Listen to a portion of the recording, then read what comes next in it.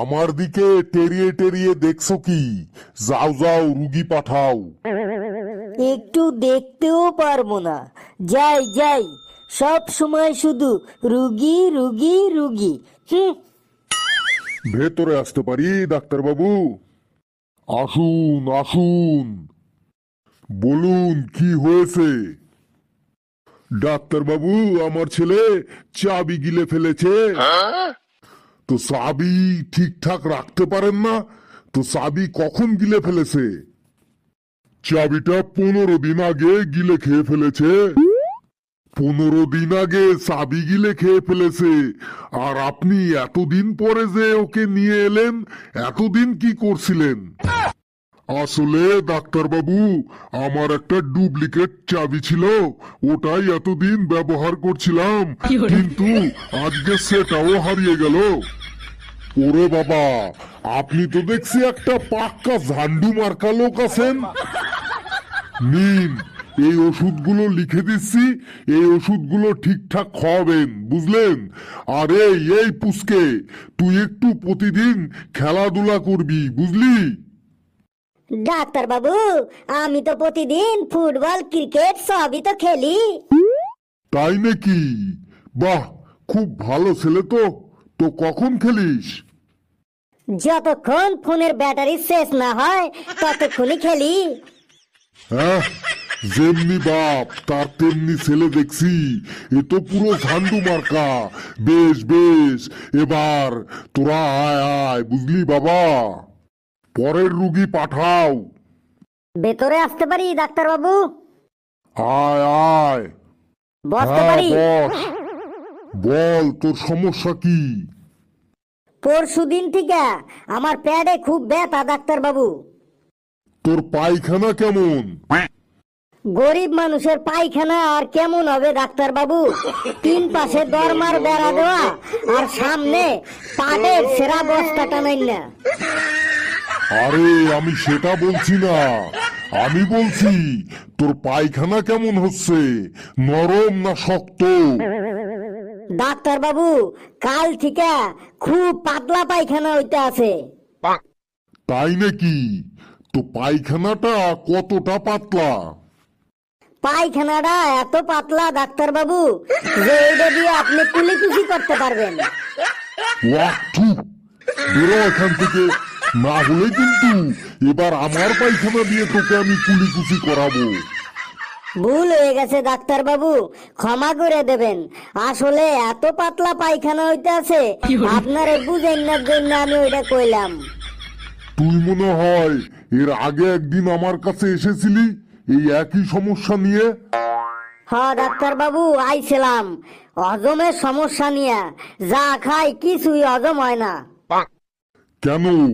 তখন তো তোকে বলেছিলাম যে 1 বছরের বাচ্চারা যা যা খায় তুই তাই তাই খাবি, খাস তো ওইগুলো? হ্যাঁ খাই তো, ওই খাইয়েই তো আমার এই পাতলা পায়খানাটা হইলো। কেন? তুই কি কি খাস?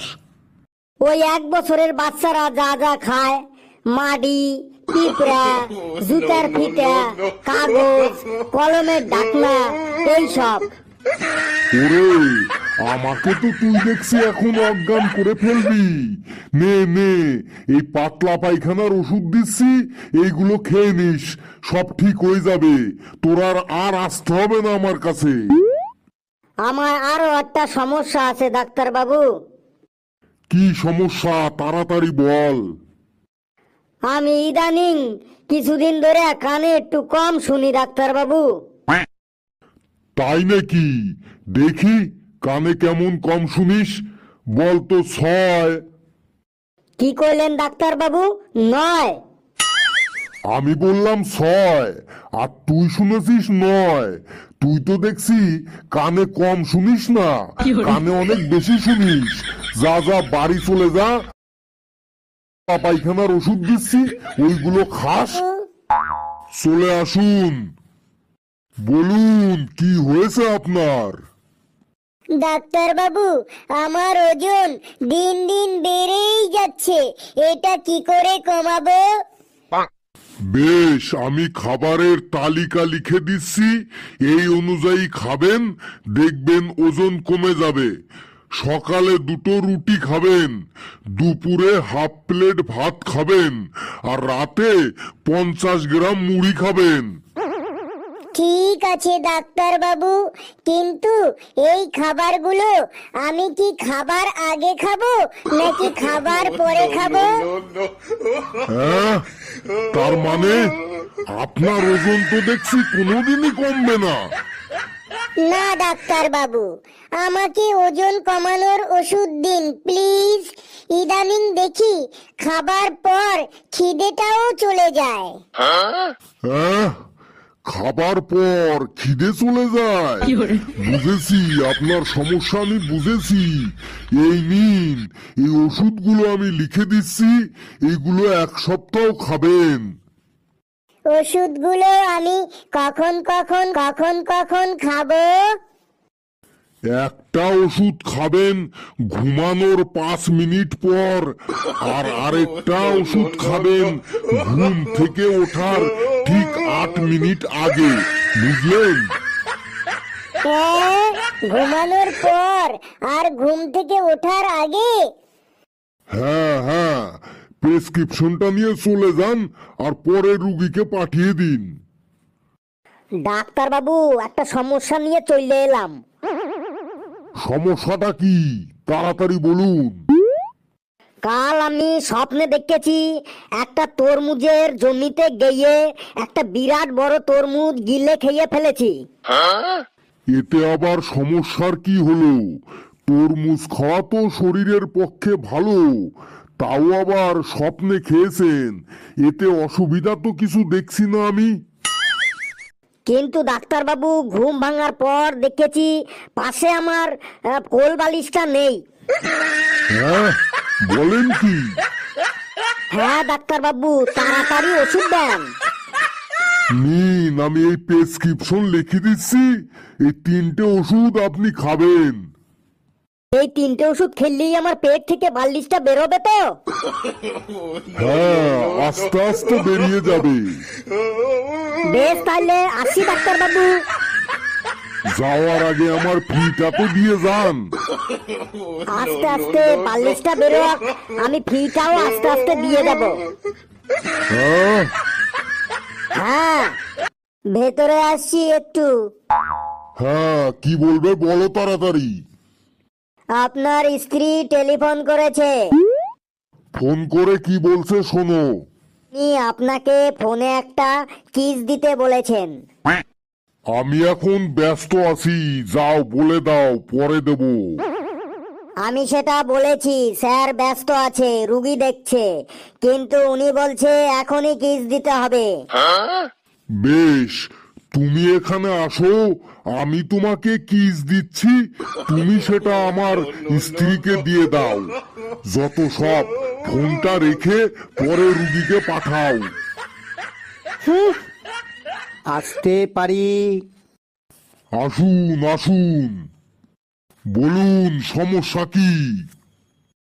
ডাক্তার বাবু, আমি গাধার মতো কাজ করি, ঘোড়ার মতো দৌড়াই, গরুর মতো খাই।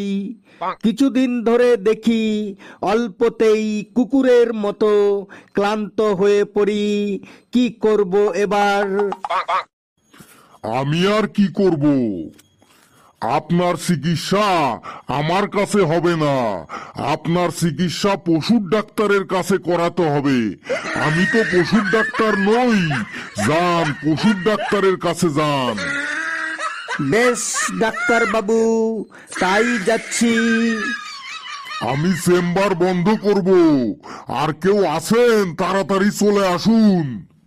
ডাক্তার বাবু, সর্বনাশ হয়ে গেছে, আমাকে বাঁচান। কি হয়েছে বলবেন তো? আমার কানের মধ্যে একটা টিকটিকি ঢুকে পড়েছে। হ্যাঁ, বলেন কি? টিকটিকিটা কখন ঢুকেছে? ওই সকাল 9টার সময় ডাক্তার বাবু।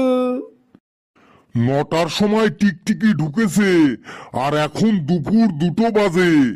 এত সময় ধরে কি করেছিলেন? এতক্ষণ আসেননি কেন? আসলে ডাক্তার বাবু, সকাল 7টার সময় আমার কানে একটা মাছি ঢুকেছিল। আমি ভেবেছিলাম টিকটিকিটা ওই মাছিটাকে খেয়ে বেরিয়ে আসবে, কিন্তু এখন দেখছি মাছি ও টিকটিকি কোনোটাই বের হচ্ছে না। তাই আমি আপনার কাছে এলাম, আমাকে বাঁচান ডাক্তার বাবু। হ্যাঁ, কি সাংঘাতিক রে বাবা! আপনি এক কাজ করেন, আপনি কানের ডাক্তারের কাছে যান। কই আর রুগী আসেনি কি? এবার আমি চেম্বার বন্ধ করব। না, আর রুগী নেই, এখন চেম্বার ফাঁকা। বেশ, তাহলে আমিও ফাঁকা হয়ে যাচ্ছি, আবার কালকে বসবো। বন্ধুরা, ভিডিওটি কেমন লাগলো আপনারা কমেন্টসে জানাবেন এবং চ্যানেলটিকে অবশ্যই সাবস্ক্রাইব করবেন আর ভিডিওটা যত খুশি পারবেন শেয়ার করবেন। সকলে খুব খুব ভালো থাকবেন, সুস্থ থাকবেন।